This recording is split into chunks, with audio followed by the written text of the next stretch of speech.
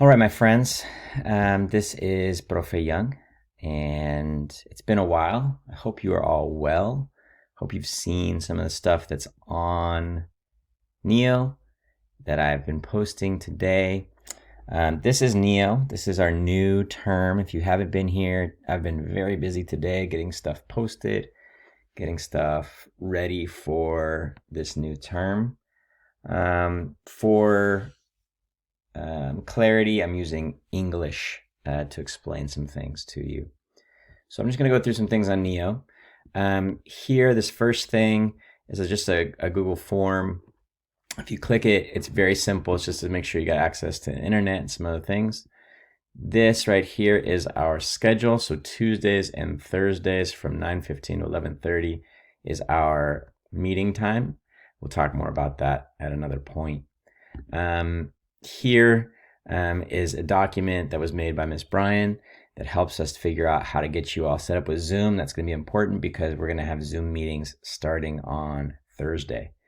Zoom is a way for us to see each other and interact online.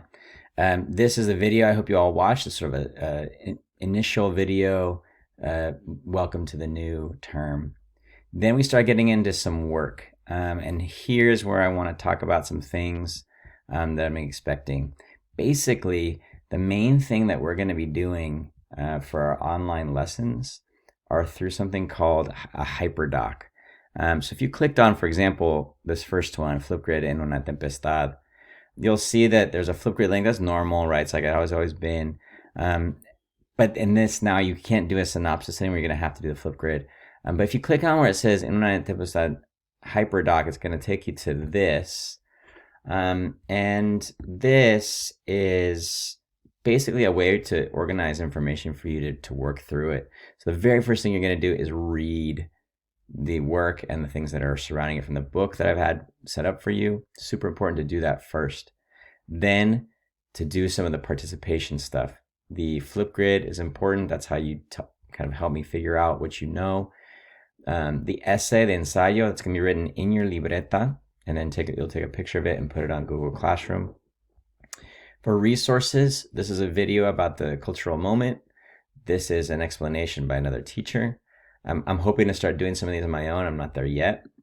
This is a guide from our textbook about about the work, and this is also another sort of resource for you from our textbook that explains things.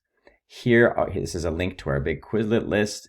Here are the terms with some definitions from this particular work. Here's a piece of art that is related. And then we will have a Zoom meeting on Thursday, the 2nd of April. So you need to be ready to do a Zoom meeting by then. So I would look at that document again that we saw here on the news feed of Neo, which is down here. It says este enlace. Check that out because everything's going to be based on that. So when you're in your assignments, you'll see that these things are all there, but these things are all linked on the HyperDoc, if that makes sense. The same thing will be for the next work, which is Volverán las oscuras golondrinas.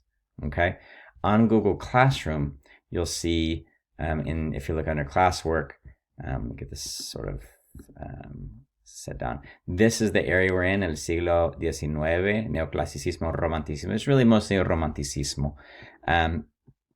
You'll see that this will all go in order, right? We'll have en una tempestad. Here's the HyperDoc. This is just a material. Here's where you'll submit your picture of your essay. Again, HyperDoc for Volverán las oscuras golondrinas and the essay, okay? I just wanted to give you sort of a heads up about where things are and how to look at them. So each of the HyperDocs will look the same. This is the first one, and this is the second one, and you already have access to both of these. If you want to start working through all the material and getting there before the date, that would be ideal. We're going to have some hiccups, I'm sure, to see just getting online and doing this stuff.